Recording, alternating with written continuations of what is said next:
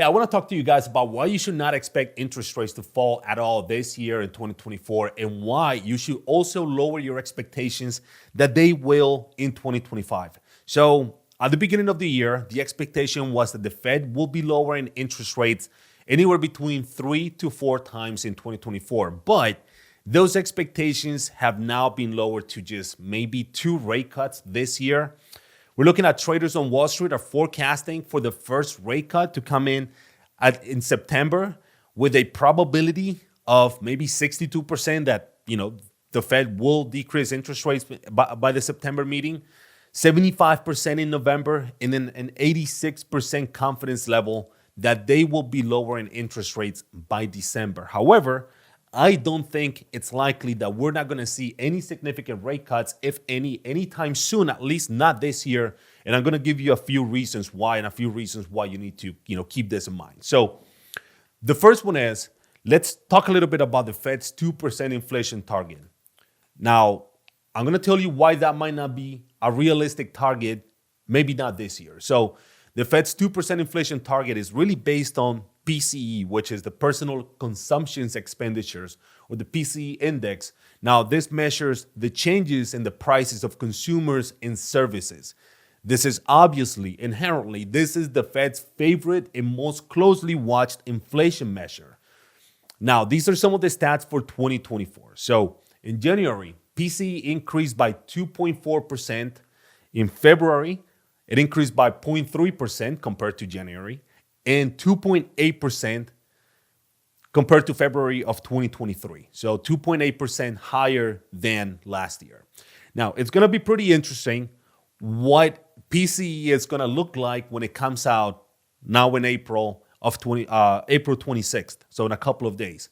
Now, expectations are for PCE to have increased by 2.6% over the last 12 months ending in March, but core inflation, which excludes things like prices of food and energy because these are volatile, to have declined to 2.7% from 2.8% in February at least.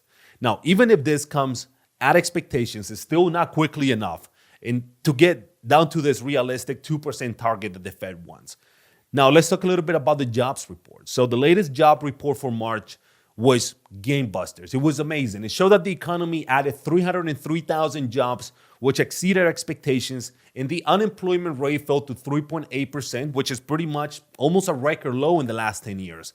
Now, by all means, if you look at headlines, if you look at the news, it seems like the job market is super strong, continues to grow at a pretty healthy pace. Wage growth is going up.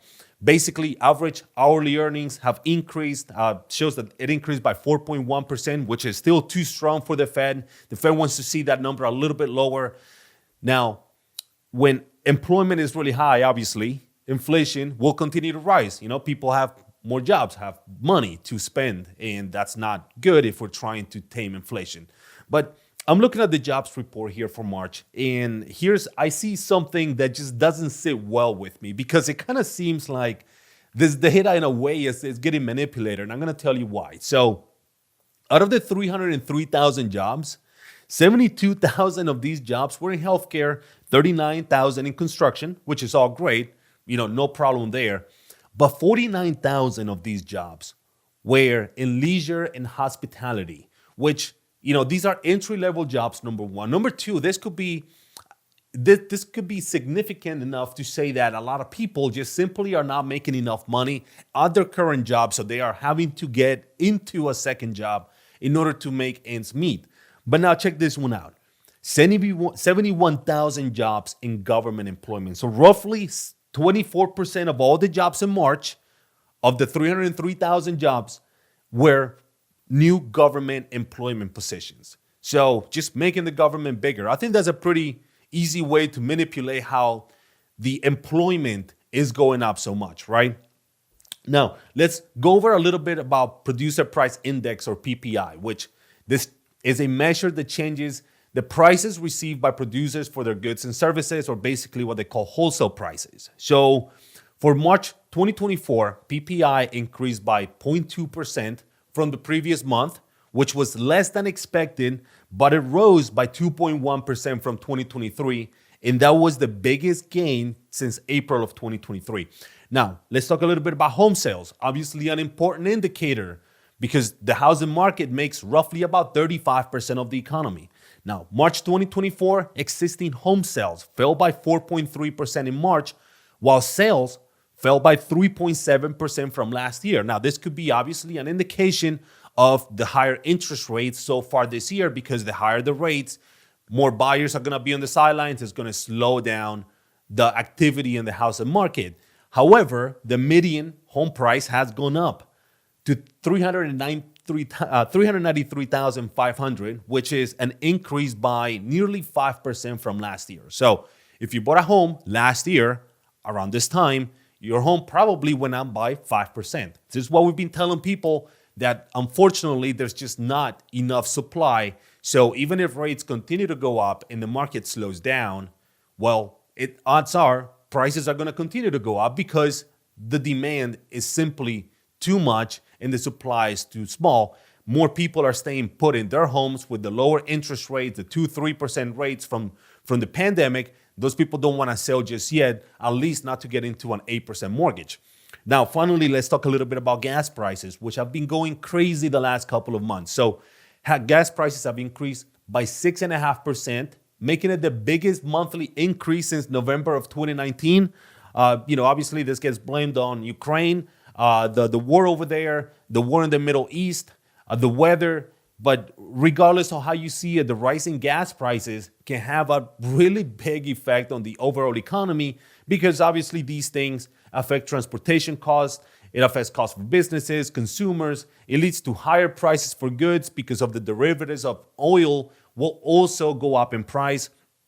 This impacts consumer spending by a whole lot.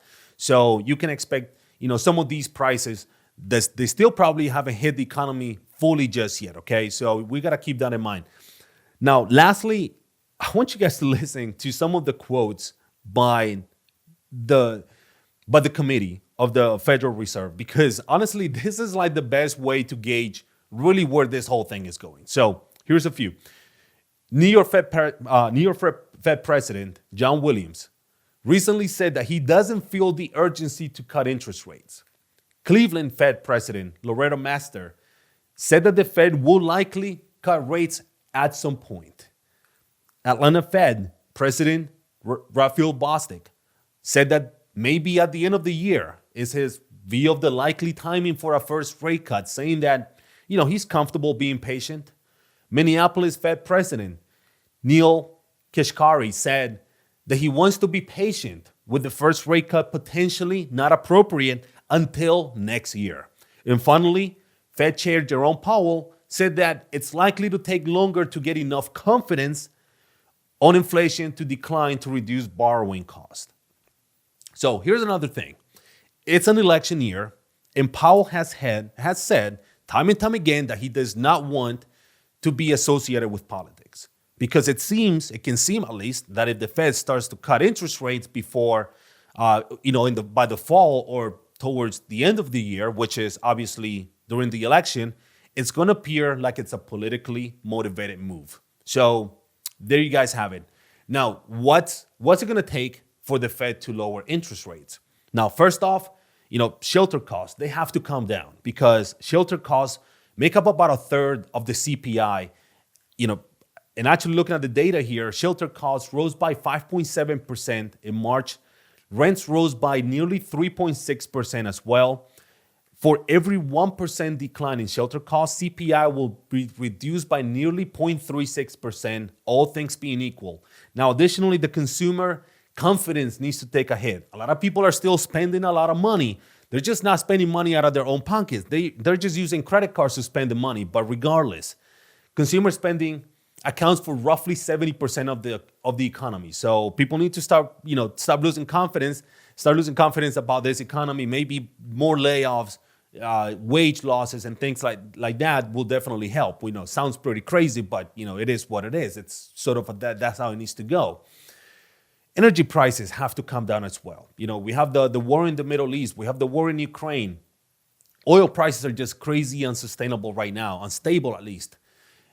Obviously, right now, those things are going to continue to increase the cost of many of those derivatives of oil and some of the other industrial processes that rely on oil production. So those are some of the things that need to happen for the Fed to actually start making some moves on interest rates. And again, guys, I don't feel like any of these things are going to happen this year. Maybe we might see a possibility that the Fed will start lowering interest rates maybe towards the second quarter of next year. Let me know what you guys think. Hopefully, rates do get down a little bit. I'm not very hopeful about it, but let me know your thoughts in the comment box below. And thank you again for watching. Have a good one.